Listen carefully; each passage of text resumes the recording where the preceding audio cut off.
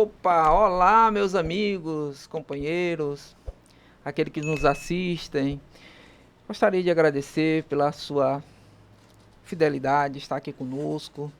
Gostaria de lembrar vocês também que aqueles que estão assistindo pelo Instagram, aqueles que estão assistindo pelo YouTube, no YouTube tem o se inscrever, né? Se inscreva no canal. Tem canais aí de 1 milhão, de 2 milhões, mas começaram com um, viu? Eu creio que você pode ser o primeiro, o segundo, o terceiro. Se inscreva no canal, dá aquele joinha, comente, tá? Compartilhe. E estamos aqui nos estúdios do podcast Nada Além da Verdade. E com a grande satisfação hoje de receber uma pessoa especial para nós, né? Uma pessoa importante no meio aqui da nossa sociedade roraimense. E estamos levando ela aqui para o Brasil, né? Brasil e o mundo. Doutora Francilene Vargas, delegada de Polícia Civil e delegada titular da Delegacia de Repressão Entorpecente. Doutora Francilene, muito obrigado por estar presente aqui nesta noite, pela presença, pela ajuda de estarmos aqui, né? Não é fácil, realmente a correria do dia a dia é muito grande. Muito obrigado. Suas considerações iniciais, doutora. Muito obrigada. Boa noite a todos que estão nos assistindo nesse momento.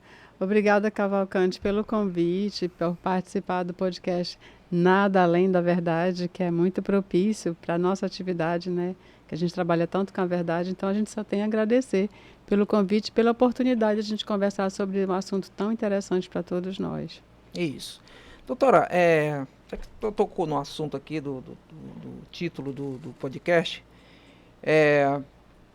eu gostaria de começar com essa pergunta que é um pouco clichê, mas a gente tem que perguntar, né? A doutora Francilene Vargas, Wolfman Vargas, como é que é? Hoffman, né? Doutora Francilene, ela é roraimense, é roraimada, o que é? O pessoal fala é roraimada, né? Mas enfim, veio de outro estado, como é que é? Conte aí um pouco dessa sua história. Trajetória, né, Cavalcante? Na verdade, eu e tantos outros moradores do estado de Roraima, eu nasci na cidade de Imperatriz, no Maranhão. Olha. E eu vim para o Amazonas cursar a faculdade de Direito. Eu tinha passado para Direito. E aí eu fui transferida para a Universidade Federal do Amazonas. Lá eu cursei a faculdade. Depois que eu terminei o curso, eu fiz o concurso para delegado de polícia e daí eu vim para o estado de Roraima. Então, resumidamente, essa é a minha trajetória. Eu saí do Maranhão, fui para o Amazonas e acabei nesse estado que hoje eu sou apaixonada. Que bom, que coisa maravilhosa. E acabou que nós nos conhecemos aí na Academia de Polícia Civil, né? Que beleza. Exato. Doutora Francilene, a senhora passou por diversas delegacias aí na Polícia Civil e hoje a senhora está na DRE, é isso? DRE, exatamente. DRE. E me diga uma coisa, qual a dificuldade que a senhora sentiu, assim, desde a academia, a questão da mulher no meio policial? Tem alguma dificuldade? Claro que deve ter alguma, né? Mas eu digo, a intensidade, a força, qual é essa força que existe no meio dessas organizações policiais? A mulher dentro dessas organizações, existe algum preconceito, existe alguma restrição ou não? Isso aí é conversa, o pessoal está inventando do feminismo, sei lá o quê. Essa pergunta é muito interessante. Muita gente me faz essa pergunta, Cavalcante. Como é ser uma policial, uma delegada de polícia numa unidade policial tão operacional quanto a DRE? E aí eu me permita fazer um pequeno resumo, né, dessa atividade. A atividade policial ela é uma atividade predominantemente masculina, é fato. Mas isso não impede a mulher de exercer a atividade com tanta excelência quanto os homens. O que acontece? Se você me perguntar, existe preconceito com relação à mulher policial, com relação à delegada de polícia? Cavalcante, eu nunca me permiti sofrer preconceito na minha atividade policial. E como é que é isso? Eu nunca permiti que ninguém me limitasse, porque eu sempre soube do meu potencial, sempre acreditei no meu potencial. Então, qualquer que viesse falar alguma coisa para me limitar, para me podar, eu nunca permiti. Então, eu sou até um pouco rebelde nesse sentido, Cavalcante, porque as poucas vezes que alguns chefes meus tentaram me tolir, eu provei que eu poderia e depois as coisas mudaram completamente. Só para te dar um exemplo. No início da carreira, você sabe que quando a gente era lotado no quarto distrito, era assim, era um tormento, todo mundo tinha medo de ir para o quarto DP, porque era Verdade. uma área vermelha e aí ninguém queria ir. E eu fui lotada logo no início no quarto distrito policial. Lá eu passei 5 anos. Só que eu passei 5 anos no quarto distrito e eu sempre era delegada adjunta. Sempre era um colega, um homem titular nomeado. Quando o colega nomeado saía, colega titular saía, nomeava um outro colega e eu continuava adjunta. Passei 5 anos sendo adjunta dos meus colegas. E eu fazia tudo do quarto distrito, eu conhecia muito a área, conhecia as equipes, trabalhava muito e tinha todos os atributos para ser titular, mas eu nunca era nomeada. E uma das últimas vezes que o titular mudou, o diretor falou na época, falou assim, Francilene, eu reconheço o teu trabalho, você é muito competente, você é muito esforçado, eu reconheço que você tem muito potencial, mas é que essa unidade, ela não é boa para a mulher, você não acha? Eu falei, doutor, é, só para não perder o amigo, essa unidade policial é para quem consegue fazer o trabalho bem feito, não é homem ou mulher. E aí, mais uma vez, eu fui adjunta do meu colega. E depois daí, o que aconteceu, Cavalcante? Isso nunca me limitou. Porque quando alguém te diz que você não pode, qual é a receita para você conseguir resolver isso? É você provar que pode. E todas as vezes que me tentavam limitar, eu trabalhava mais ainda, eu provava que eu podia, eu provava que eu fazia bem feito. E teve uma hora que não havia mais argumento para que eu não fosse titular de unidade policial. Porque eu trabalhava tanto, dava tanto resultado, que é isso que eu falo. Quando você é bom naquilo que você faz, tem uma hora que não tem mais argumentos para você não ser reconhecido. E foi isso que eu fiz. Então chegou uma hora, Cavalcante, que eu fui a titular de todas as unidades mais operacionais da Polícia Civil do Estado de Roraima. Eu passei por todas as unidades policiais como titular. Eu fui diretora do Departamento de Narcóticos. Então, isso o que eu quero dizer é o seguinte, quando você trabalha sem ficar no mimimi, mas é porque ele não me, mas é porque ele não me percebe, mas é porque ele não me vê.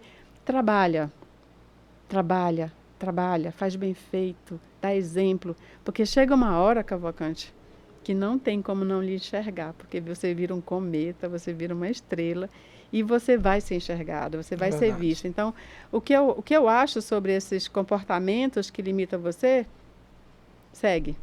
Segue, porque tem uma hora que não tem mais curva, não tem mais bifurcação. É você que vai ser visto, porque você vai estar lá. Você está posta, está pronta e você vai assumir. Então, aconteceu comigo dessa forma. Muito bem, doutora.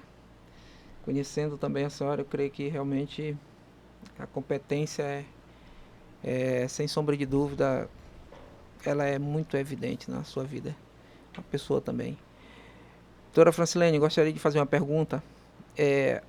Essa sua história vinda do Maranhão, você sabe que um estado, eu também sou de lá, vim de lá. Mas é um estado assim, eu lembro quando eu era pequeno, certas coisas, mas muita dificuldade, entendeu? Muito. E a senhora chegou ao Amazonas, não sei que dificuldade a senhora passou, que tipo de situação. E chegou aqui também, de certa forma, no início também não é tão fácil, né? Mas eu gostaria de pedir permissão para, neste momento aqui também, agradecer. A senhora vai responder essa pergunta logo após isso. Agradecer as pessoas que estão patrocinando aqui, de certa forma, o programa, né? Patrocinando, ajudando, colaborando, né? Com este programa, para que esse programa acontecesse. Você, meu amigo, que está patrocinando, você que está ajudando, muito obrigado, tá? Aqueles que ainda não fizeram, corram e façam, tá? Porque nós queremos que o trabalho é sério e dá retorno para sua empresa, para o seu trabalho, para sua, enfim, a área que você quer divulgar. Então, Diego, coloca aí na tela para nós aí, quem são as pessoas que estão nos ajudando aí, as pessoas que estão nos patrocinando, que eu gostaria de comentar cada uma delas aqui. Ó, Autoelétrica Moura, se eu não estou enganado, é Leuci, o nome do proprietário. Esse rapaz aqui foi o primeiro a acreditar no meu trabalho, no projeto, e investiu. Essa Autoelétrica Moura tem todo tipo de trabalho, né? De vidros elétricos, travas, enfim, alternadores. Ali na Taide teve, próximo ali a Mangueira, depois da Mangueira, em frente a um posto de gasolina. Procure o Leuce e a turma dele lá, de eletricista, nota 10, viu? Próximo aí, Diego, por gentileza. Doutora Eline Faria, esse ficou um pouco apagado, porque é passado pelas próprias pessoas, né?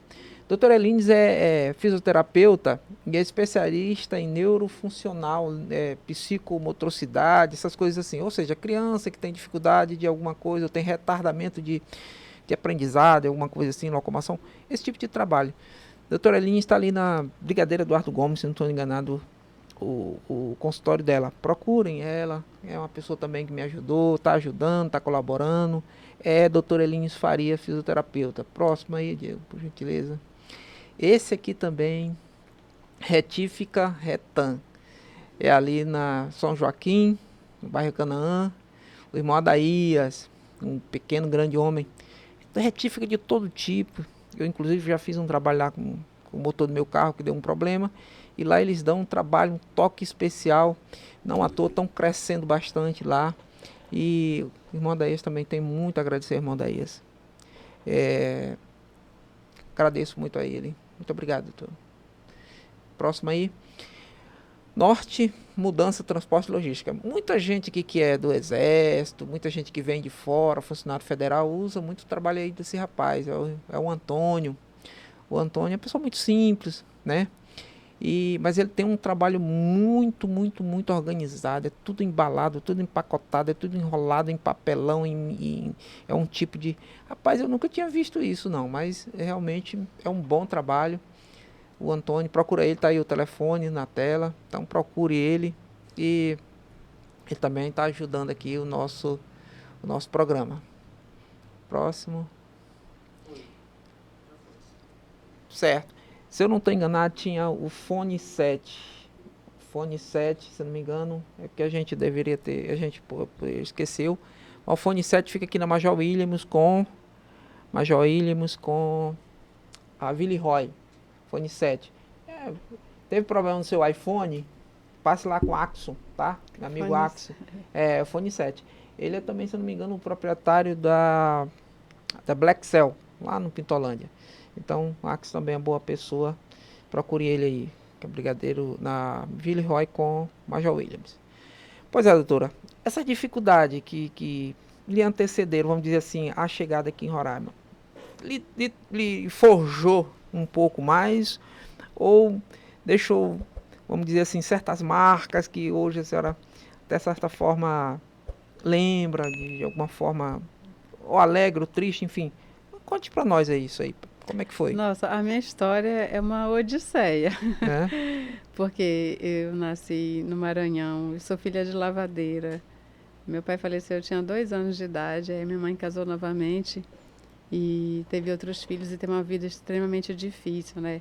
A nossa vida era lá no Maranhão, quem lembra dessa situação, quem é daqui que veio de lá nessa fase conhece. As lavadeiras na época, elas tiravam água do poço, né, com balde, levava até a tábua. Puxando, né? Puxando. Tipo... A gente tinha uma gangorra, né, que era uma gangorra que a gente puxava água. E aí levava essa água até a tábua de lavar. Lá tinha uma bacia e lá a gente lavava a roupa. E depois que essa roupa era lavada, a gente passava com ferro-brasa. E eu era bem criança. E eu lembro que a minha mãe colocava uma tábua para passar roupa e botava uma cadeira para eu conseguir ficar da altura da tábua. E assim eu passava a roupa com ela e ajudava ela nessa labuta. Então, Cavalcante, essa vida difícil, com muitas limitações inclusive de alimentação, né? Não tinha aniversário, não tinha Natal, não tinha o sapato para ir para a escola, a gente ia com na época a gente sabia, não sei se você lembra, Cavalcante, mas a gente chamava a havaiana a gente chamava de lambreta, não sei porquê. Você lembra disso? Lambreta? A gente chamava de lambreta. A minha lambreta quebrou o cabresto, a gente falava. Minha mãe botava um prego pra gente... Ali no cabresto. No cabresto, né? Botava um prego. Eu lembro que chamava de japonesa. Não japonesa sei porquê, também, né? Mas chamava de lambreta. Não sei se era só a minha mãe que É. falava, não sei. Eu sei que ela botava um prego e a gente ia para a escola. O meu primeiro dia de aula, Cavalcante, eu fui contando essa história e a gente acaba. O tempo vai correndo, mas é que é muita história. Meu primeiro dia de aula, a minha mãe lavou ela tirou o açúcar, né? Era açúcar cristal a embalagem. Uhum. Ela lavou, cortou, recortou, colocou o caderno, a cartilha de ABC e a caneta, na verdade o lápis com borracha. E eu fui para o meu primeiro dia de aula. Eu nunca esqueci. Ali era Ali era a minha a mochila. mochila. A minha mochila era esse pacote, esse saco plástico, né, do açúcar cristal. Uhum. E ainda tinha um pedaço de cuscuz de arroz dentro, que era assim, eu amo cuscuz de arroz até hoje. E assim foi meu primeiro dia de aula. E assim, hoje quando as pessoas olham para mim, Cavalcante, doutora Francilene, reconhecida como profissional, competente, atleta, e enfim, carrega uma bandeira de proteção e instrução às mulheres, as pessoas não têm ideia do quanto foi difícil chegar até aqui. Tem gente que acha que eu nasci numa cadeira de delegado e acha que foi tudo assim, eu brotei ali. Elas não entendem, muitas pessoas, na verdade, não entendem que o processo foi extremamente difícil, extremamente complexo, porque muitas vezes eu pensei em desistir pelas dificuldades que eu enfrentei. Só que tinha uma coisa, aí se você me perguntar assim, como é que você chegou diante de tanta limitação? Meus pais eram analfabetos, como é que você conseguiu estudar? Eu sempre tive, Cavalcante, um grande desejo íntimo que eu não sabia de onde vinha, que era de conseguir dar uma vida melhor para minha mãe. O meu norte sempre foi olhando para minha mãe e percebendo como que eu vou tirar minha mãe dessa vida. Eu não pensava em mim. Eu pensava como que eu vou trabalhar, ganhar dinheiro, fazer alguma coisa na minha vida, para a minha vida melhorar, para eu conseguir fazer a minha mãe ter uma vida decente. Então, era o meu norte, era ela. E olhando para ela, eu consegui olhar para o outro lado.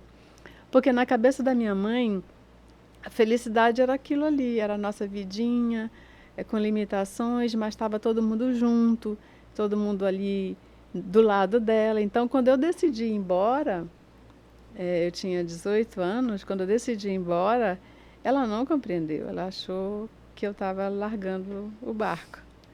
Ela achava Nesse que eu caso, tava... vindo para Manaus, Não, eu fui ser empregada doméstica em Belém. Belém. Fui ser empregada doméstica em Belém, com 18 anos. E a minha mãe ficou muito, muito aborrecida comigo quando eu tomei essa decisão. Mas eu fui assim, com o coração partido. Eu fui. Se você me perguntar, como que você foi parar em Belém?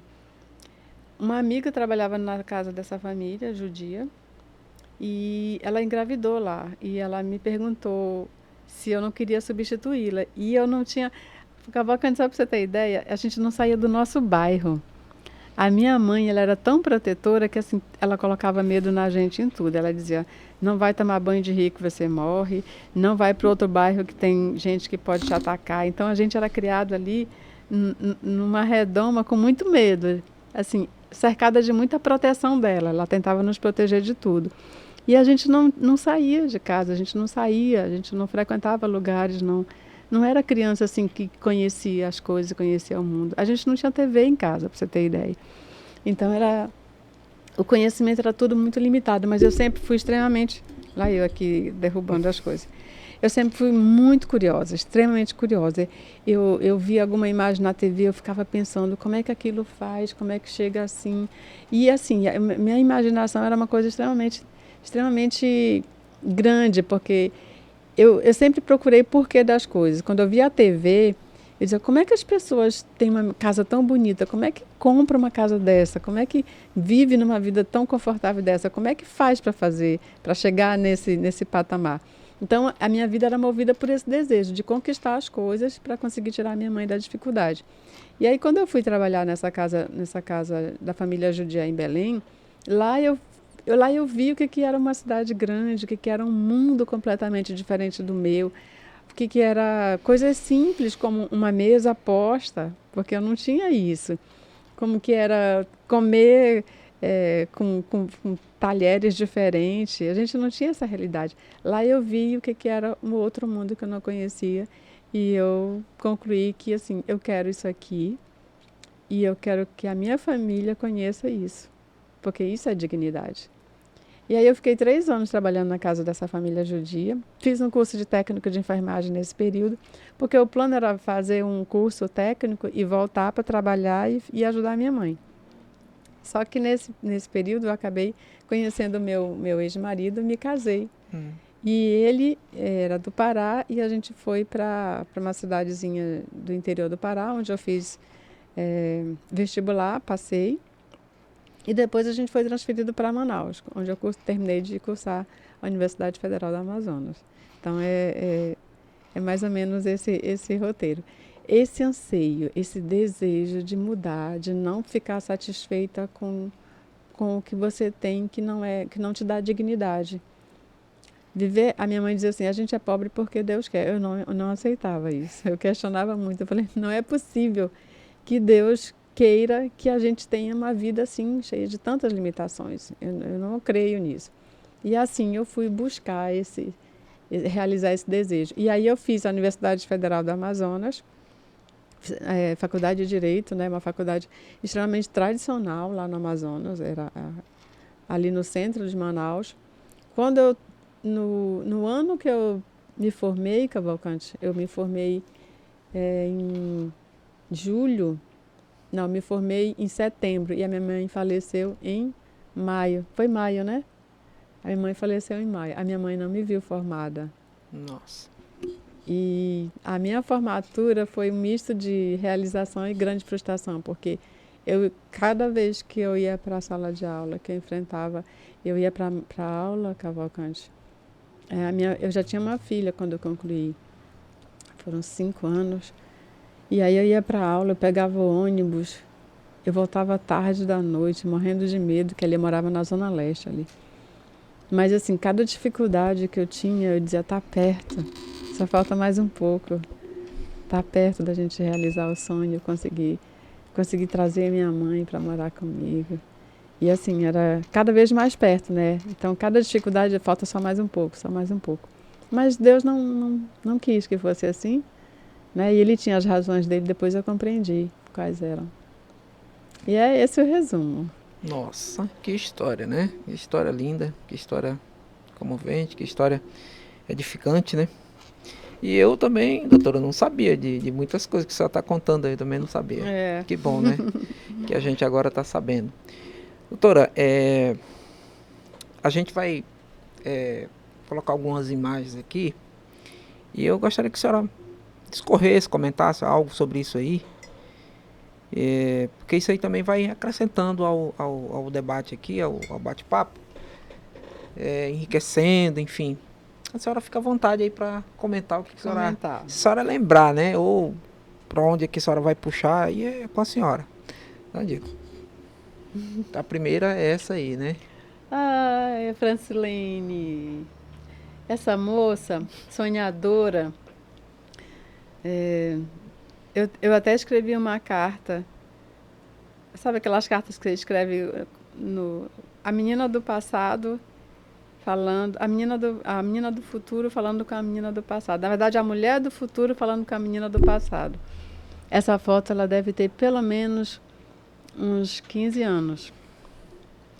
E foi um prêmio que eu recebi já como delegada de polícia, em que eu fui coordenadora de um programa do Tribunal de Justiça chamado Meta 2, em que a gente precisava relatar todos os inquéritos de determinado período, de determinado ano em determinado período. Então, a gente trabalhou muito para conseguir atingir essa meta e eu fui premiada com esse trabalho junto com a minha equipe. Então, essa foto é a Francilene, filha da Dona Teresa Lavadeira, sendo homenageada pelo Ministério da Justiça. Então, eu tenho muito orgulho dessa foto. E tenho muito orgulho da minha trajetória, sabe, Cavalcante? A minha trajetória, ela não me frustrou, ela não me deixou uma pessoa magoada, rancorosa. Na verdade, cada vez que eu falo da minha história, é um momento que eu tenho de exaltar as minhas raízes e me alegrar com a minha história. Eu nunca esqueço de onde eu vim, nunca. O que eu sou hoje é um processo de tudo que eu vivi, das pessoas que me ajudaram e principalmente de tudo que eu recebi de orientação familiar de uma mulher que era analfabeta, mas tinha uma sabedoria que pouca gente tem. Então, a Francilene dessa foto é a Francilene que foi forjada pela Dona Teresa, que eu não canso de homenagear. Que maravilha. Doutora, não querendo tirar esse clima bem gostoso que está aqui, é só uma questão técnica. Muitas pessoas estão assistindo, estão vendo, e não sei de Roraima, do Brasil, do mundo aí. Às vezes as pessoas não entendem esses termos técnicos. Relatar o inquérito, metas. Quem é que dá essas metas? É o Tribunal de Justiça, o Conselho Nacional de Justiça? Quem é que é a Delegacia Geral? E o que é o relatar um inquérito? O que seria isso? Deixa eu falar, então, mais ou menos o que é ser delegado de polícia, porque aí a gente pega todo esse contexto. Na verdade, a autoridade policial, dentro do processo criminal, que a gente chama de persecução penal, existem entes que trabalham juntos para um final. Então, a polícia, as pessoas confundem polícia civil com polícia militar. Então, a polícia militar tem atribuição preventiva. Então, ela trabalha nas ruas ostensivamente para evitar que o crime ocorra. Então, esse é o trabalho da polícia militar.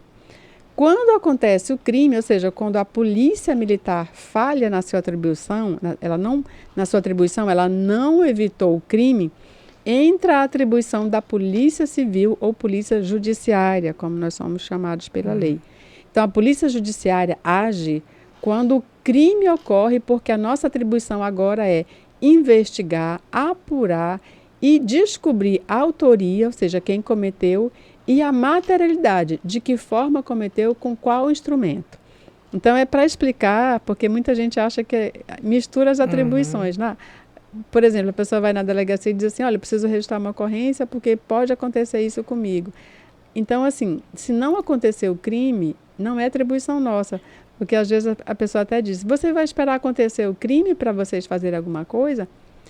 A atribuição da polícia judiciária é essa. Quem deve prevenir não somos nós, polícia judiciária, é a polícia militar. A gente atua quando já ocorreu o crime para descobrir o autor e fazer justiça. Então, essa explicação é para dizer o seguinte, existe a polícia judiciária, que quando o crime ocorre, ela é acionada. E aí a gente trabalha para descobrir quem foi que cometeu o crime e de que forma. E isso é feito através de um procedimento administrativo chamado inquérito policial. Sim. Então, esse inquérito policial apura a conduta criminosa. No final, a gente elabora um relatório dizendo se aquela pessoa, nos autos, tem prova suficiente de autoria, ou seja, quem foi, e a materialidade, como foi, com qual instrumento. A gente fecha esse inquérito, ele é encaminhado para o judiciário. O judiciário, o Ministério Público, recebe esse inquérito e ele, entendendo, denuncia o autor e aí vira o processo. E aí agora o judiciário, com o Ministério Público, Defensoria e juiz, eles vão fazer a instrução criminal, ou seja, vão fazer novas apurações dentro em que a defesa trabalha, né, a defesa do autor vai trabalhar para defender. O Ministério Público, na aplicação da lei, ele vai trabalhar para provar que aquela pessoa cometeu o crime e o juiz, ao final, decide.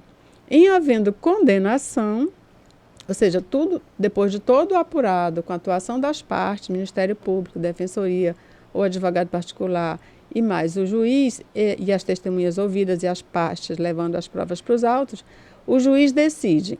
Em havendo condenação, vai-se para a terceira fase, que é a execução da pena. Essa pessoa vai ser cerceada da sua liberdade e ela vai cumprir uma pena estabelecida pelo juiz. Então, esse caminho, que a gente chama de persecução penal, começa com a polícia e termina na execução da pena.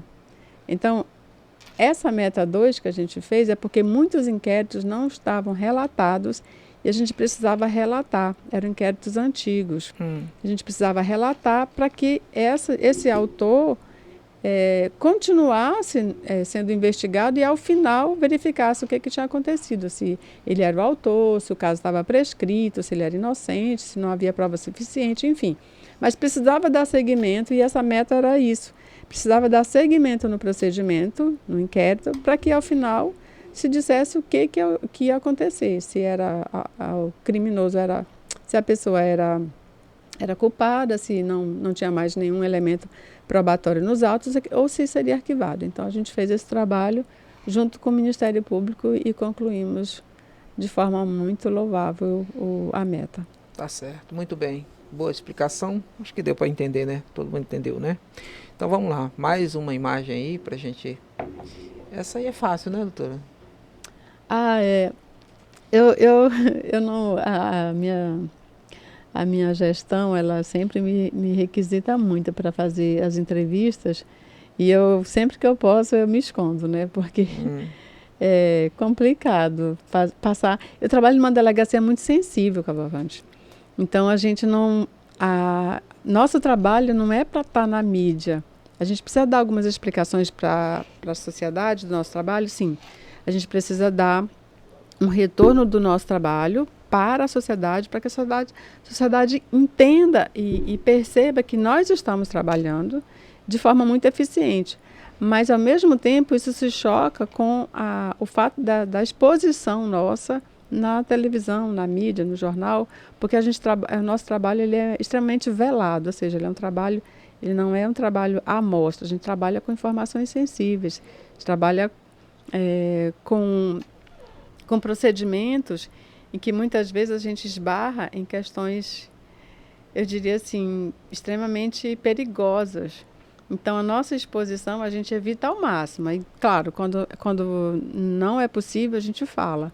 Mas sempre que eu posso, eu atendo a imprensa, eu apresento os nossos resultados, mas eu evito ao máximo falar especificamente da unidade policial. Mas eu apresento sempre que eu posso os números para que a sociedade saiba do nosso trabalho. Muito bem. Aí é seu gabinete, né? Isso. Lá na DRE? Exato. E aí um repórter e tal. Então é isso. Pelo que eu entendi, a senhora está querendo dizer então que, ou a senhora já falou, que talvez as pessoas não entenderam, é que como a Delegacia de Repressão Entorpecente ou o Departamento de Narcóticos trabalha com essa área de tráfico de drogas, e a delegada Francilene e sua equipe atualmente tem, né, desenvolvido um belo trabalho, apreendendo inclusive cerca de toneladas, né? Já passou de toneladas. O ano passado foi 1,6 toneladas. 1 tonelada e 600. Ano passado? Sim. Esse ano já está andando. Esse ano a gente já está com quase 200. Então, são rotas, pessoas envolvidas que eles estão ali para tudo, né? Eles estão ali para qualquer coisa. Então, você tem que ter a acessibilidade com as informações que vão ser posta à mídia. É isso que a senhora estava falando. Sim, exatamente. Muito bem. Ok. Diego, tem mais uma aí? Olha aí. Olha essa foto.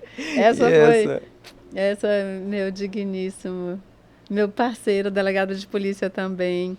Doutor Valmir, né? Essa foto é muito linda mesmo, essa foto. Emocionante. Esse rapaz é uma pessoa boa. Eu falo para ele, só voltando essa foto, eu falo para ele que, nossa, vocês têm muita foto, né? Vocês fuçaram mesmo, né? Que legal. Tudo que eu aprendi de polícia, Cavalcante, eu devo a ele. Ele já era policial em Rondônia. É mesmo? Ele já era agente. Ele aposentou tem 2 anos. 30 anos. Ele aposentou com 30 anos. Ele já era agente de polícia em Rondônia quando ele passou aqui para o concurso público. Não sabia disso. Pois é, e ele sempre foi um policial extremamente operacional, extremamente atuante. Então, eu sempre falo que às vezes que eu acertei foi por orientação dele e às vezes que eu não errei também.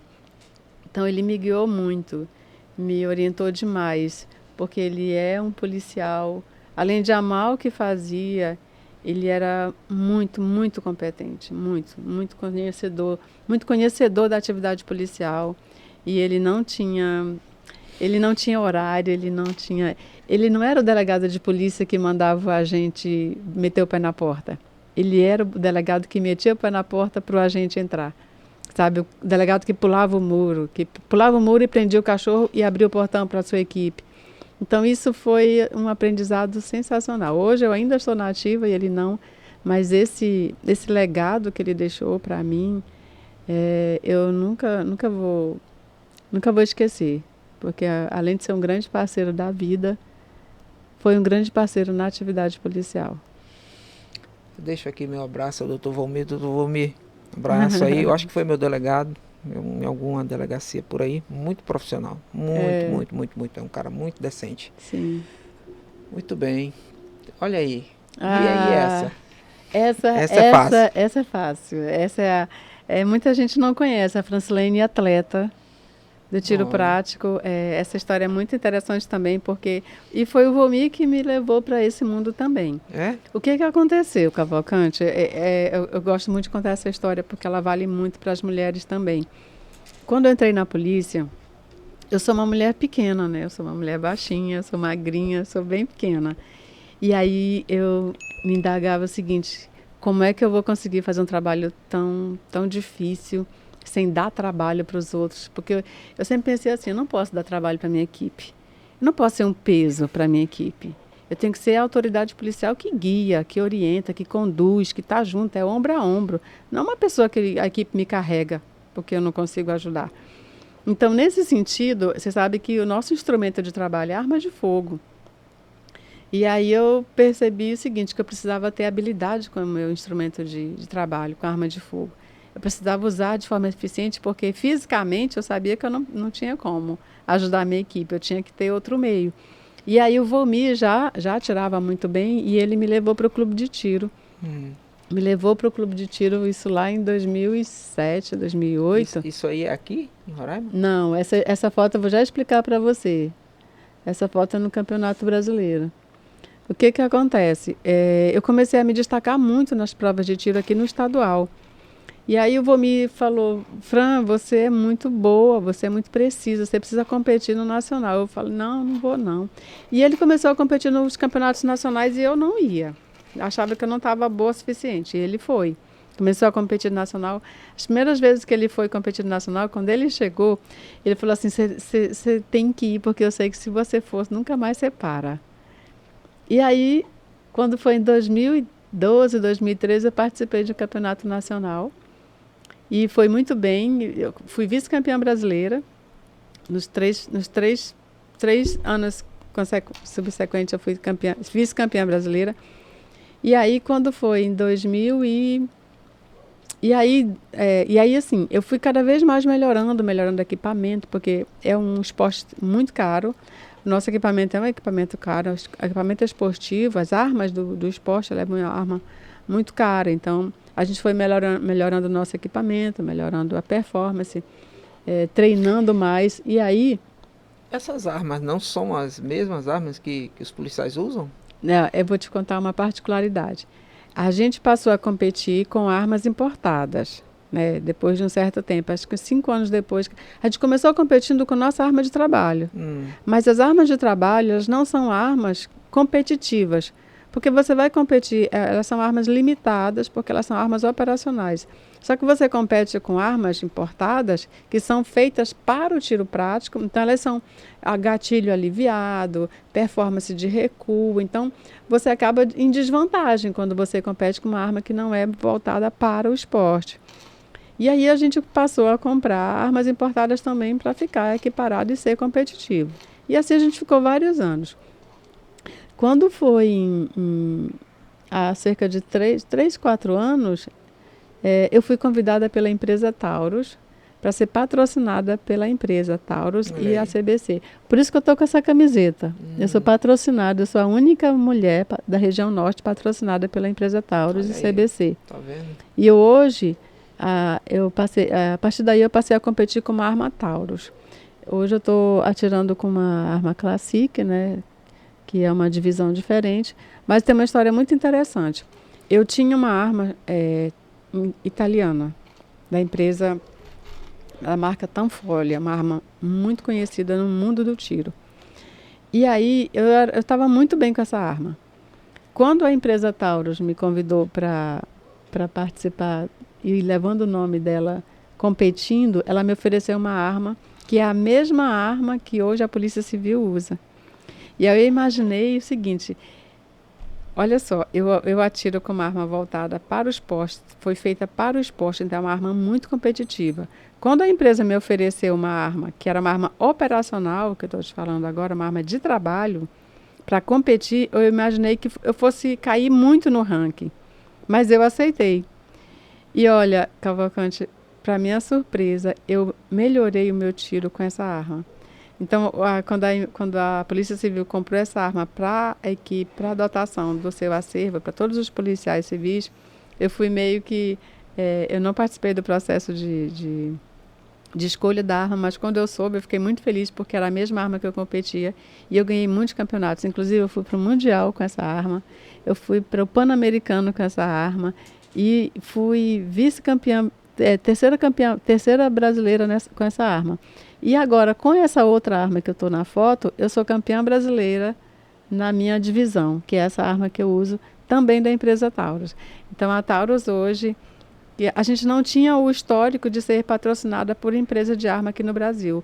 Os Estados Unidos têm histórico de patrocinar seus atletas de forma muito forte e há muitos anos. E só agora que a empresa Taurus, agora faz 3 anos que a empresa Taurus, ela está patrocinando, Taurus e CBC, ela patrocina vários atletas pelo Brasil e eu sou uma delas. E eu estou levando o nome da empresa, assim, estou muito satisfeita com o equipamento, muito satisfeita com o resultado e pela primeira vez eu sou campeã brasileira na minha divisão. Então essa foto retrata isso. Uma curiosidade aí sobre essa imagem. O que é avaliado aí nessa situação? É rapidez, a assertividade, a postura? O quê? É tudo. É tudo? É tudo. O IPSC é um esporte que é praticado no mundo inteiro. E o Brasil é um dos melhores classificados no mundo nessa modalidade. É mesmo? E esse esporte, ele trabalha principalmente precisão e velocidade. Você tem um tempo para fazer uma pista, porque são alvos, ali você vê alvos que você... É muito dinâmico. Alvos que você precisa atingir a pontuação máxima no menor tempo.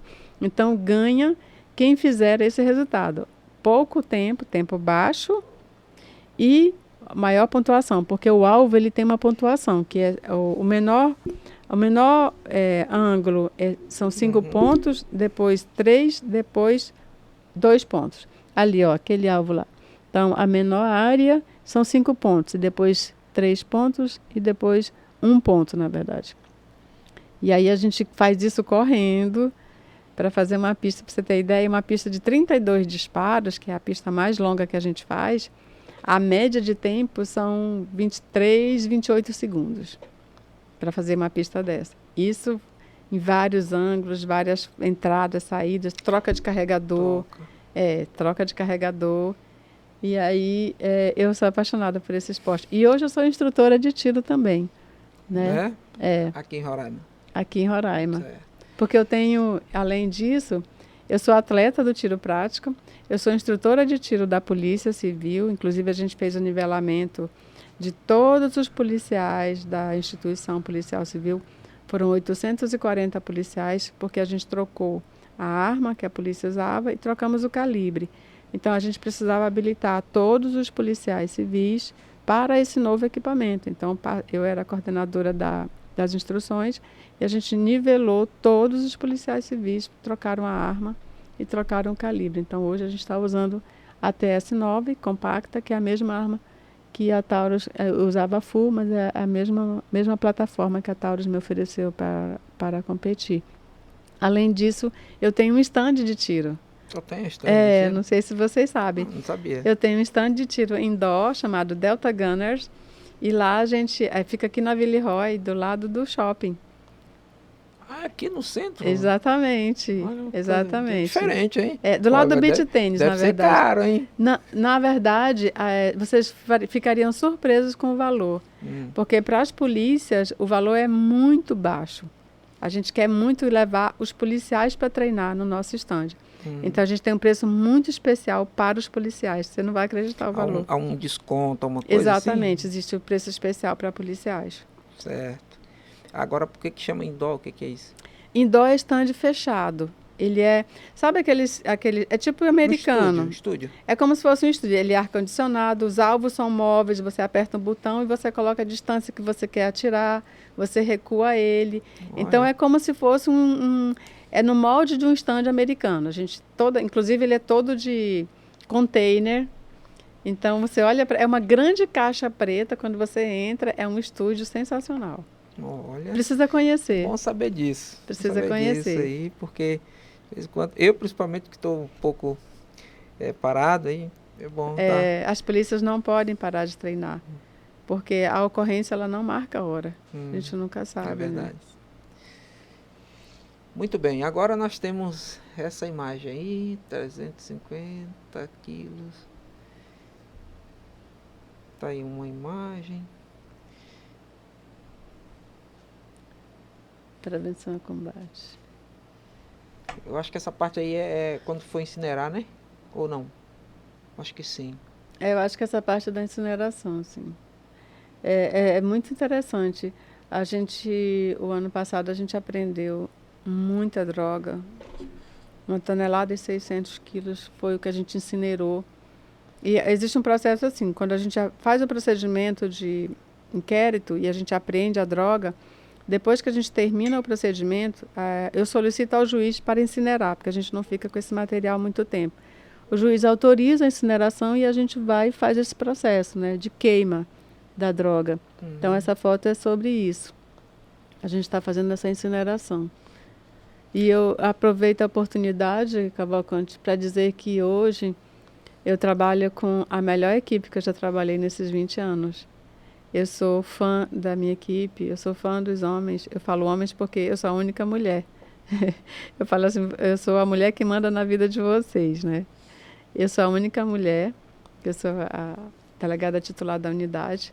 E são homens que eu não canso de admirar e de enaltecer a postura deles. Eles são abnegados, eles não têm hora, eles não têm distância a percorrer. Esses homens saem daqui, às vezes, sábado, domingo, e percorrem municípios por causa de uma informação. E quando a gente consegue apreender o material, tirar das ruas, tirar da sociedade, tirar das famílias o entorpecente que traz tanta angústia, tanta tristeza, tanto sentimento de dor, a gente fica muito feliz. Porque o que a gente quer, eu falo assim, no fundo, a gente não trabalha para prender o criminoso, a gente trabalha para retirar da rua esse material e, por acaso, alguém está levando esse material, ele vai ser preso. Então, o nosso objetivo é tirar das ruas esse material. Agora, se você estiver transportando, estiver vendendo, estiver financiando, você vai ser preso. Então, esse é o nosso trabalho, tirar das ruas esse material que faz tanto mal. Pois é nessa linha aí, eu tenho até uma experiência que outro dia eu precisei conversar com um agente seu, e aí eu converso de WhatsApp, e ele disse, não, nós estamos aqui numa operação aqui, próximo ali da Orla, alguma coisa assim, e daqui a pouco eu te retorno aí a tua... Beleza. E depois saiu até um pequeno vídeo e tal, era ali próximo à Orla mesmo, e não foi muita droga. Porém, eu observando, analisando, refletindo sobre isso, né? Que às vezes as pessoas, cadê aquelas grandes quantidades? E costuma, né? 350, 180, 200, 300, 400. E ele não percebe que aqueles pacotinhos, aqueles 2, 3, aquele que chama micro, mas às vezes não é micro, aquilo ali próximo de praças, de onde pessoas vão, tem uma potencialidade de destruição que é terrível. Sim. Ali traz insegurança também para aquela região ali próxima onde está aquela casa, aquele estocado, aquela droga. Geralmente, né, como a senhora tocou no assunto, aquela pessoa ou as pessoas que estão de posse desse material estão armadas, ou usam uma arma, ou usam meios para afugentar pessoas e tal. Então, quando você quando você retira esse material e o que vier das mãos ou daquela casa ou daquela rua, você traz até uma tranquilidade, uma certa tranquilidade para aquela região. Porque você pode perceber, eu sou muito de observar ruas que tinham uma boca, uma coisa assim, uma palavra popular para locais que vendem droga e tal, boca de fumo, né? E depois que a polícia, tanto a polícia militar, a guarda municipal, mas polícia civil, enfim, quando você vê que há uma operação e ali é tirado, você vê que aquela rua é calma. Até à noite você não vê mais aquele movimento, aqueles meninos andando. Sim. Quer dizer, é um trabalho que muitas vezes você pega pouquinha coisa e tal, e às vezes as pessoas não dão tanto valor nisso, mas é importante sim.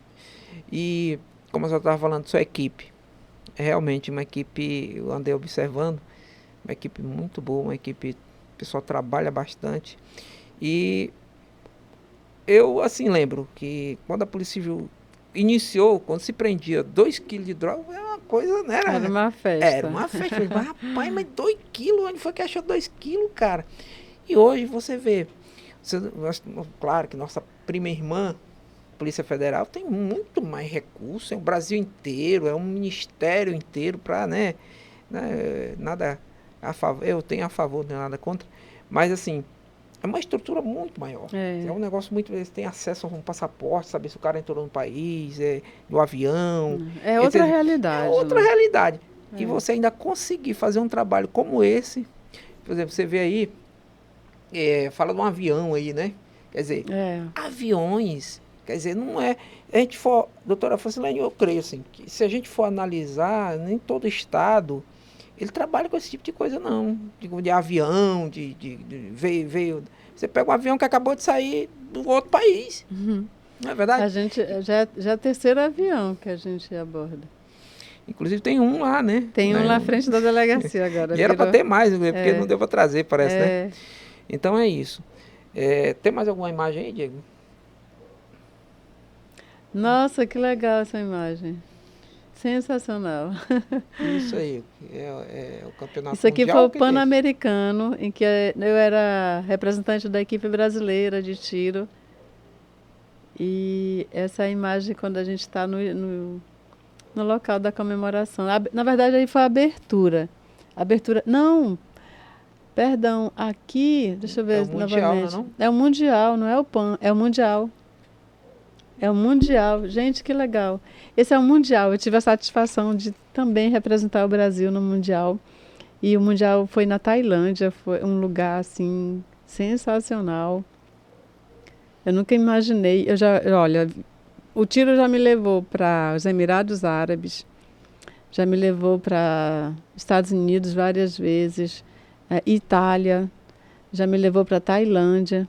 Nos atiramos em Abu Dhabi, América do Sul, a gente já foi em vários lugares. Então, o tiro, ele além de ser esse esporte que me deu grandes habilidades com o meu equipamento, ele me fez conhecer um mundo completamente diferente. Me fez conhecer pessoas sensacionais. A gente conhece os campeões mundiais nesses eventos, a gente fica assim, tietando e vendo que é possível. É possível. É difícil, porque o Brasil não tem a cultura das armas. Na verdade, o Brasil é um país em que demoniza as armas. Que, na verdade, a arma de fogo é um instrumento de defesa. Eu falo para os meus alunos. Arma de fogo é um instrumento de defesa. Ele não é um instrumento de violência como é pregado. A arma de fogo defende. É o único instrumento que equipara forças entre um homem e uma mulher. Eu não tenho condições de ir no braço com nenhum homem. Mas se eu tiver uma arma de fogo, eu tenho a oportunidade de me defender. Então, eu não abro mão dessa prerrogativa de portar armas de fogo. Porque, além de me trazer grandes emoções com relação ao esporte, ele faz parte da minha vida profissional e também da minha vida pessoal. Porque hoje, a arma, ela faz parte do meu corpo. Só para você ter ideia... Eu tenho não sei se é oportuno agora falar, mas eu tenho uma comunidade no Instagram chamada Comunidade Mulheres Seguras. Sim, pode e falar. A Comunidade Mulheres Seguras, ela traz justamente essas informações com relação à mulher, principalmente a mulher, mas como é que a mulher identifica os sinais de perigo ou de violência ou ameaças. Principalmente ela identifica quando ela tem uma percepção da sua identidade, ela reconhece a sua limitação física, porque Ao longo do tempo, Cavalcante vem falando para as mulheres que a gente pode tudo. Você pode tudo o que você quiser. E não é verdade. A gente não tem condições biológicas de enfrentar a força masculina. Porque que muitas mulheres, às vezes, elas são até agredidas porque elas acreditam que pode ir no braço com o homem. Não pode. Você até pode, mas você vai perder. Então, eu oriento as mulheres nesse sentido de reconhecer a nossa limitação física e biológica, não é a nossa limitação cognitiva nem intelectual. Ela é física, ela é biológica. E reconhecendo isso, a nossa limitação biológica e física, a gente consegue se colocar numa situação segura. Se eu sei que fisicamente eu sou inferior a você, e eu sei que você está vindo para a minha área de proteção, Cavalcante, porque a gente delimita uma área de 1,5 m, que é uma área segura, uma área geográfica de segurança, porque dali eu posso correr, eu posso pedir ajuda, eu posso, se decidir enfrentar, eu tenho a capacidade de antever o fato. Mas eu preciso ter uma área de segurança para tomar essa decisão. Então, se o homem está vindo na minha direção e ele invade esse meu espaço de segurança, eu preciso saber o que fazer, que tipo de decisão eu vou tomar. Então, eu oriento, eu ensino, eu instruo as mulheres a tomada de decisão quando elas estão em situações de perigo ou ameaça. E esse é o objetivo da comunidade Mulheres Seguras. Onde é que é a sede? Então, não tem uma sede, na verdade é um projeto que eu estou levando isso para os municípios. Eu comecei aqui em Boa Vista, no primeiro encontro. Esse final de semana a gente foi para a Normandia, onde a gente recebeu cerca de quase 300 mulheres para ouvir o que a gente tinha para falar. E a gente agora vai fazer todos os municípios do estado. Então, a gente começou por Normandia e vai até Rorainópolis. Essa é a ideia do projeto. Que bom. E é interessante essa questão da questão geográfica aí, da delimitação desse espaço de 1,5 m. 1,5 m, mínimo. Porque observando os ataques à faca, à arma branca, sim, você vê que esse espaço, né? Ele é curto. Ele é curto, porque você dá um passo e leva o braço, você alcança. Mas é interessante, realmente, se for observar, a pessoa chegou muito perto, passou disso aí, fica mais difícil você se defender. Eu falo assim, se tocar, você já perdeu. Se ele tocar em você, você perdeu. Você não pode deixar tocar em você. Não pode. Porque se o homem segura o teu braço, ele já te venceu. Difícil soltar, é muito difícil. Por mais, às vezes algumas mulheres falam, não, mas eu domino alguma técnica de defesa pessoal. Beleza, você pode dominar a técnica de defesa pessoal, mas você precisa ter alguma vantagem, você precisa colocar, a gente fala, precisa encaixar direito a técnica para você, porque o homem com a força bruta, ele domina a técnica. Ele domina a técnica. Então a mulher, às vezes, ela tem até a técnica de uma defesa, um golpe de defesa pessoal, mas ela tem a oportunidade de encaixar aquele golpe. É isso que a gente tem que ver. Sem falar nas astúcias, né, que os homens, às vezes, com sua cabeça pervertida, às vezes com entorpecente ou algum tipo de alucinógeno, ele planeja uma coisa bem astuta. Às vezes você chega de boa em casa, né? E aí, realmente, tem que ter vamos dizer assim, uma orientação bem para de quem realmente luta com isso aí, para orientar essas mulheres, né? Você sabe que na atividade policial a gente tem o dado de que até 7 metros, se a pessoa tiver com uma faca, ela alcança você antes de você sacar e dar o primeiro disparo, né? Então você imagina uma mulher que não está com uma arma de fogo e uma pessoa alcança ela e domina facilmente. Então eu agora estou dando aula na academia de polícia, né? Na instrução de tiro. Certo. E a gente sabe que, porque fica sempre a pergunta, em que momento eu devo revidar a ameaça? Eu posso neutralizar a ameaça? Eu posso efetuar o disparo? Em que momento? É o momento da ameaça, porque mas a pessoa não estava com uma arma de fogo, estava com uma faca. Ele te alcança rapidamente antes de você conseguir sacar com a faca.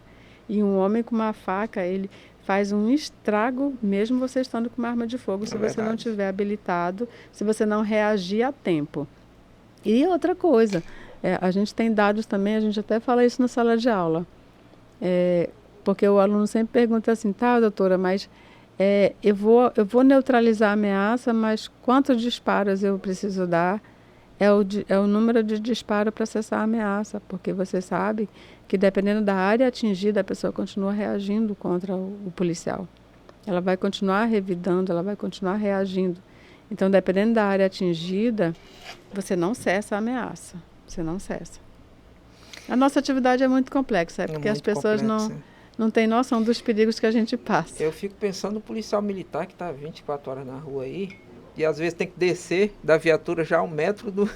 As pessoas estão dando com a mão, para aqui, e às vezes você para, é o elemento que está Exato. a 1 metro de distância. Então, olha como é difícil, a né? atividade policial, é por isso que a gente aposenta mais cedo, né? Porque a gente não aguenta muito tempo. Não, e eu estou afastado porque tive problema também de psicológico, né? Graças a Deus melhorei, estou 100% quase. Mas tem mais alguma coisa aí, Diego? Nossa, Vamos ver quem que aparece aí. Vocês são muito curiosos, né? A mulher atira, a mulher delegada, a mulher já faz balé também? Balé, minha turma de balé. Ai, que fofos. Rapaz, é... O meu professor. A perninha do professor.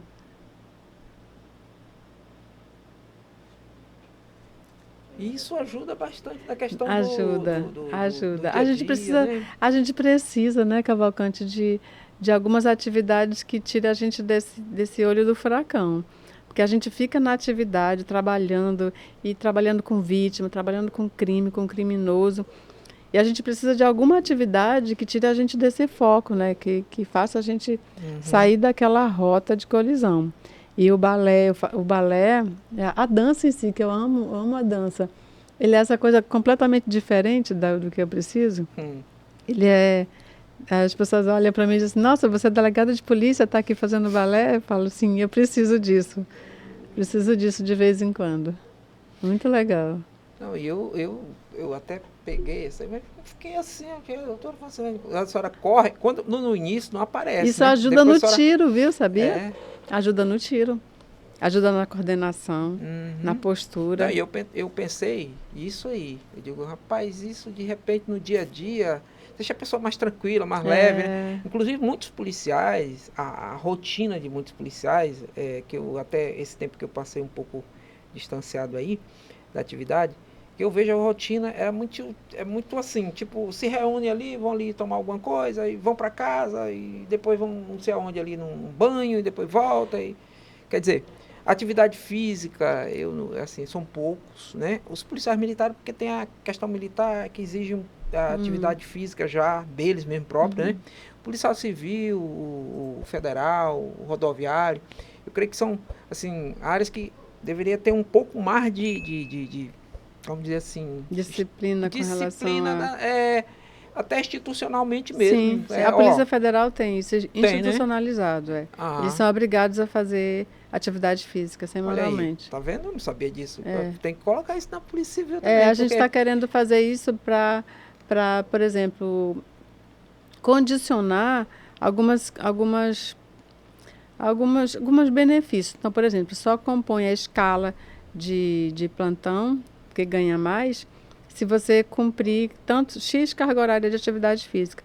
Porque a gente precisa ter um policial habilitado fisicamente.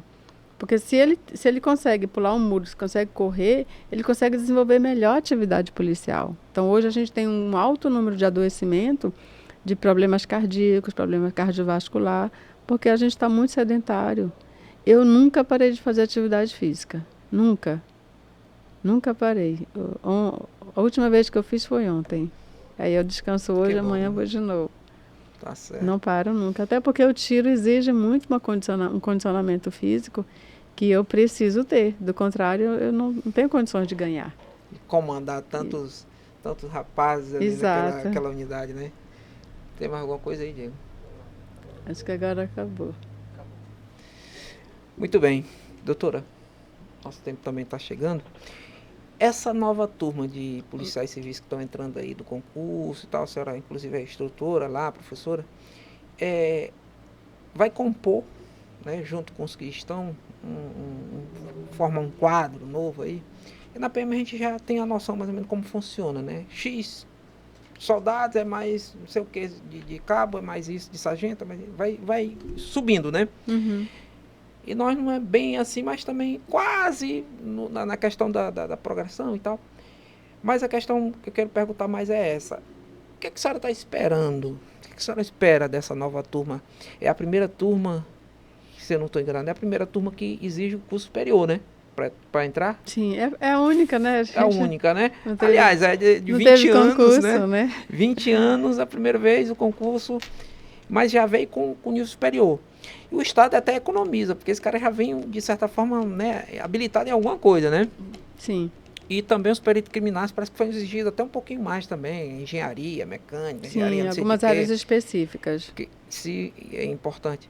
Mas o que a senhora está assim, sentindo no coração? Está alegre? Nossa, a gente está muito feliz. É. A gente está muito feliz e muito ansiosos, todos nós, porque a gente esperou 20 anos por esse momento. Para você ter uma ideia, a gente entrou em 2004, nós éramos 120 delegados. Hoje nós somos 55. 55 e 20 anos com a população que praticamente dobrou de tamanho. Os índices de violências mudaram. O crime mudou. A gente teve uma mudança de comportamento da sociedade com a vinda dos estrangeiros, né, principalmente os venezuelanos. Então, são comportamentos diferentes que agregou a alguns comportamentos da sociedade, inclusive com comportamentos típicos diferenciados. Então, por exemplo, a gente tinha basicamente só calibre .40 aqui há alguns anos. Quando começaram a vir alguns imigrantes, e a gente sabe que junto com a população faminta também vem muita gente que não vem só por causa da recepção, né, do Brasil com relação a esses estrangeiros, mas vem também muitas pessoas malquistas, e veio pessoas que introduziram o 9mm aqui, e a gente nem tinha 9mm, calibre 9mm, a gente só tinha .40. Então a gente já começou a ver alguns crimes com calibre 9mm. Quando a gente achava cápsulas de 9mm nos locais de crime, a gente já dizia, olha, deve ser alguma coisa com relação aos estrangeiros venezuelanos. Facções aí. Exato, os criminosos que também entraram no país. Então, foram comportamentos que foram mudando, né? E ao longo desse tempo a gente foi trabalhando e se adaptando a essa nova realidade. E aí, as equipes cada vez mais diminuindo e o trabalho cada vez aumentando. Então, você imagina, a criminalidade aumentou, os índices de criminalidade aumentaram e nós diminuímos drasticamente a composição do quadro. Então, foi muito difícil segurar até aqui sem um concurso público. Foi muito difícil. Eu estou falando para a academia, para os alunos, que a gente conseguiu segurar a criminalidade na raça.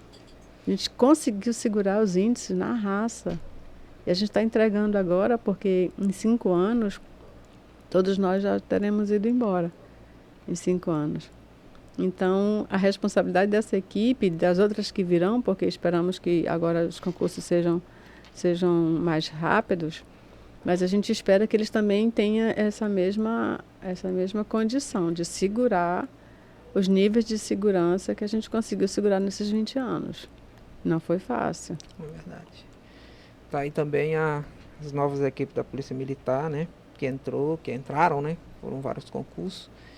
E estão aí, dando uma ajuda, estão trabalhando, fazendo seu papel, seu trabalho. Um bom trabalho também. E, pois é isso. Eu creio que a senhora também, não é aqui falando de política, mas enfim. Eu lembro do primeiro DP, ali próximo à Praça das Águas. A senhora lembra onde que era o primeiro DP? Mas agora a senhora sabe onde é que está agora, né? Onde era DDM agora, né? Sim. É um negócio totalmente diferente, não é? É. Então você vê que isso, eu creio que aquilo ali, até o visual, melhora a autoestima do policial. Sim. Então, eu fico satisfeito, eu fico alegre quando eu vejo que uma unidade policial está sendo reformada, refeita, recriada e tal.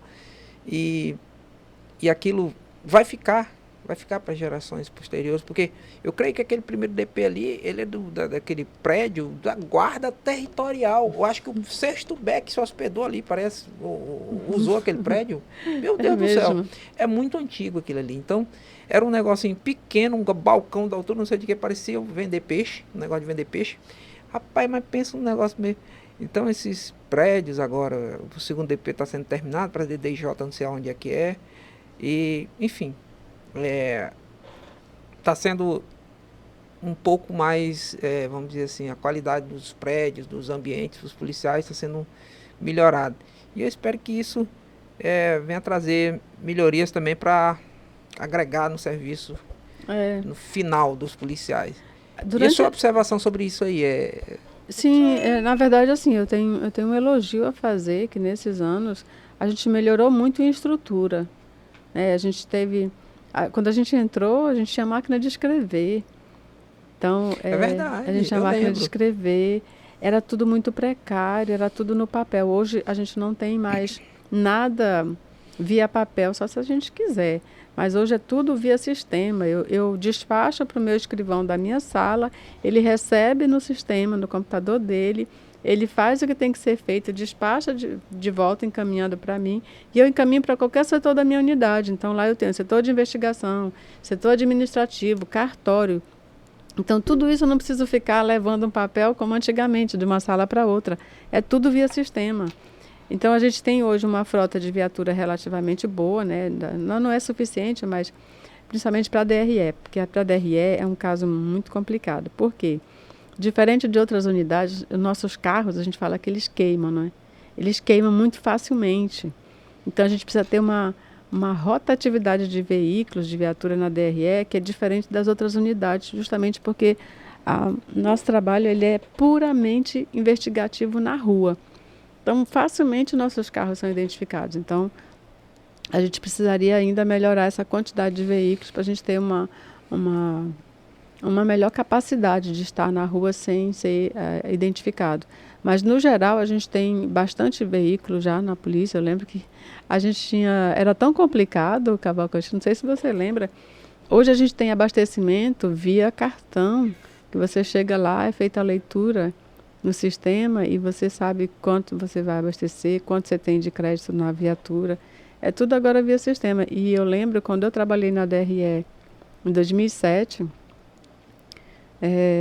a gente não tinha... A cota era feito o abastecimento aqui na... Não sei se você se recorda, aqui no posto, aqui perto da rodoviária, Sei, ali perto da feira, na verdade, da feira do produtor, ali naquela rua, eu né? sei. Tinha que buscar um Tinha que papel buscar lá. um papelzinho, alguém assinava, se a pessoa não quisesse assinar, você não abastecia. É verdade. Eu lembro que uma vez a gente pregou de gasolina no meio de uma investigação, a gente ficou revoltada, então você imagina. Hoje não, hoje a gente tem uma estrutura muito tranquila com relação a carro, a veículo, a computador. O que faltava mesmo era o concurso público. Esse concurso ainda não vai suprir toda a nossa necessidade, né, com relação ao pessoal, mas ele já vai dar um grande alívio para a gente, porque só para você ter uma ideia, hoje eu respondo pela Delegacia de Entorpecente, pela Delegacia de Crimes Virtuais, eu dou aula na academia e tiro plantão na central de flagrante. É mesmo.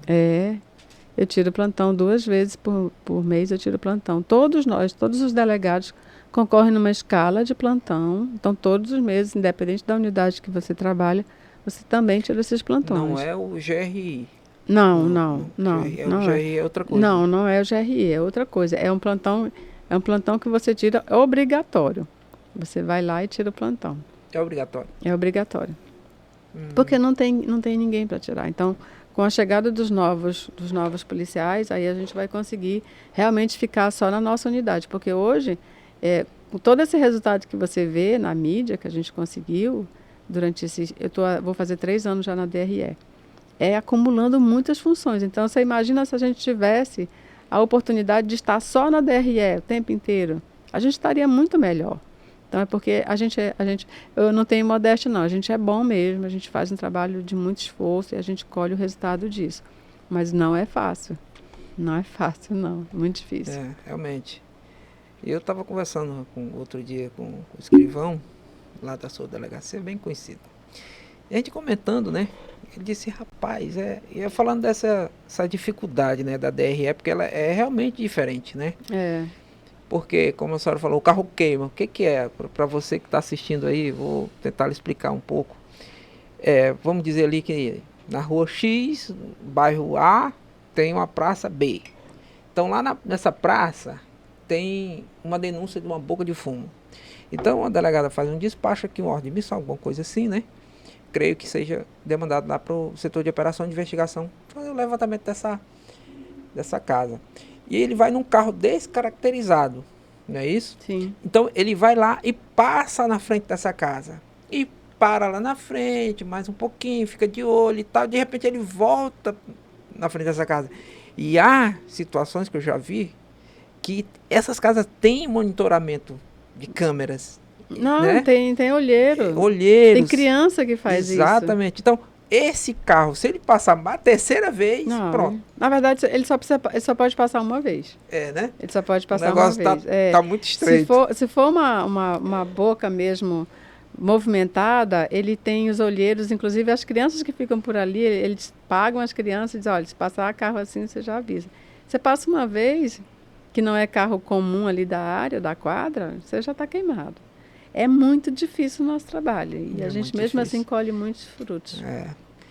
E aí entra até a parte do judiciário para liberar um pouco os carros que são apreendidos. Sim, e tal, a gente tem hoje, a maioria dos nossos veículos da DRE são veículos que são impedimentos, né? Uhum. A gente apreende o veículo, em tráfico de droga, pede ao juiz o uso do carro, no final da sentença o juiz dá perdimento, a gente encaminha o processo para a Senad, e a Senad devolve esse veículo para a instituição policial civil. Então ele passa a ser do quadro da Polícia Civil. Certo. Doutora, e aqueles carros que ficam se acabando lá no pátio? As pessoas me perguntam muito isso. Rapaz, e aqueles carros estão se acabando lá na ferrugem e tal, por que não dão para a polícia? Digo, meu amigo, não é tão fácil assim como vocês estão pensando, né? O negócio é mais estreito, não é isso? Tem carros que não servem para atividade, né? Tem carro que... Porque assim, a manutenção é por conta da Polícia Civil. Então tem carros que não vale a pena a gente solicitar, porque a gente vai gastar muito para manutenção deles. Outros carros desses, eles passam a fazer parte de processo de leilão, então muitos carros são retirados lá de leilões, e outros realmente não tem condições de uso, e a pessoa também não pede mais, porque muitos veículos, a própria parte pede ao juiz para devolver, então muitos carros são devolvidos para as partes, né? Mas a gente usa bastante. Hoje nossa frota assim, a gente até costuma dizer que é o tráfico estruturando a polícia para combater o tráfico. Então a lei veio garantir essa possibilidade da gente usar, inclusive, a estrutura do tráfico para aparelhar a polícia e combater o tráfico. Essa é a ideia. Tá certo. Doutora, nosso tempo está terminando, está chegando ao fim. Eu gostaria de deixar aqui a senhora à vontade aí para suas considerações finais aí. Fica à vontade aí, que a senhora quiser falar sobre o estado de Roraima, sua profissão, família e polícia, e aí fica à vontade. E toda hora esbarra aqui nesse microfone. Na verdade... Tem que se acostumar com ele. Tem que me acostumar, né? Na verdade, é um agradecimento ao estado de Roraima por ter me acolhido. A Polícia Civil, por eu ter escolhido essa instituição que no início eu não achei que eu fosse me identificar tanto, me dedicar tanto e amar tanto o que eu faço. Eu faço com muita entrega, com muito amor o meu trabalho. Eu não tenho... às vezes até os meus agentes ficam chateados comigo. Eu não tenho limites para ficar ouvindo uma pessoa 1 hora, 2 horas para extrair uma informação. Eu costumo dizer que eu sou extremamente paciente. Eu gosto do meu trabalho porque eu me identifico com ele. Eu faço porque eu gosto. Eu tenho paciência para fazer o meu trabalho bem feito. Isso é muito importante. Então, eu descobri a instituição policial civil e a instituição se beneficia muito desse meu amor por ela, porque é assim que eu consigo entregar os resultados que a gente entrega. E assim, nada como a minha família é a minha base. Eu sou extremamente família, extremamente mesmo. Então, eu tenho a sorte de ter uma estrutura familiar muito boa. Eu tenho um suporte familiar muito bom. Eu tenho meu marido que me dá esse suporte. Eu tenho uma irmã que cuida da minha casa para eu ficar na rua e sair de madrugada e não ter hora para voltar. Então, a minha família é sensacional. E agora, assim, eu estou me descobrindo uma grande, uma outra missão que eu descobri dentro da instituição policial, que é levar informação para mulheres. Então, esse é o meu outro projeto que eu estou desenvolvendo, que é o Comunidade Mulheres Seguras, onde eu desenvolvo esse trabalho de treinar as mulheres, principalmente as mulheres que não conseguem identificar, Cavalcante, que elas estão sofrendo abusos dentro de casa e elas não percebem. Elas têm um relacionamento abusivo, elas estão sendo levadas para um caminho que existe uma figura de que é amor, mas na verdade elas estão sendo exploradas. E aí, quando a gente fala da violência doméstica, muitas mulheres não conseguem nem identificar que estão sendo violentadas, que estão sendo abusadas, porque elas acham que aquilo é amor. E aí, isso existe um processo evolutivo. Então, hoje ele só diz assim, você está gorda, tua irmã é mais bonita que você, nossa, essa roupa ficou horrível em você. Então, esse tipo de comportamento vai levando a um comportamento para a mulher de baixa estima, de falta de amor consigo. Ela vai definhando de uma forma que, quando esse processo ele aumenta, o processo de agressão, e passa a ser uma agressão física, passa a ser um abuso financeiro e às vezes até a morte dessa mulher, ela praticamente não percebe, porque ela já vem num processo de anestesiamento. Ele vai anestesiando ela nos seus valores, na sua identidade.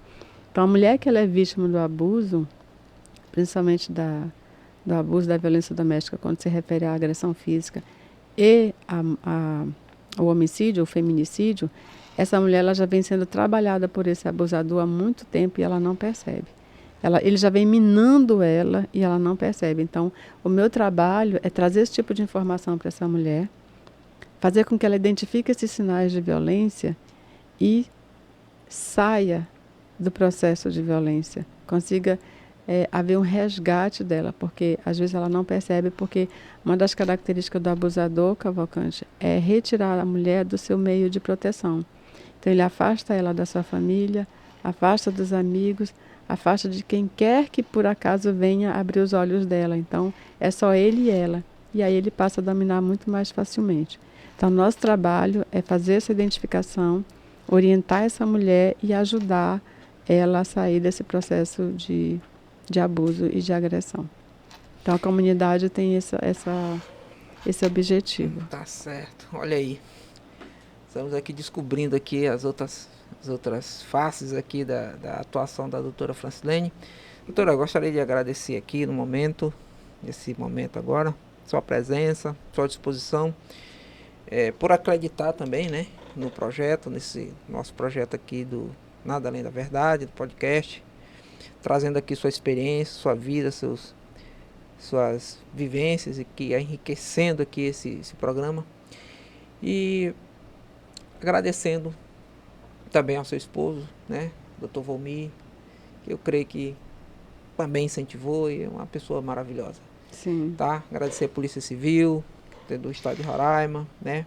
Agradecer aqui também ao meu amigo Diego aqui do Bizu Podcast, tá aqui, entendeu? Da casa, Sim. É policial militar.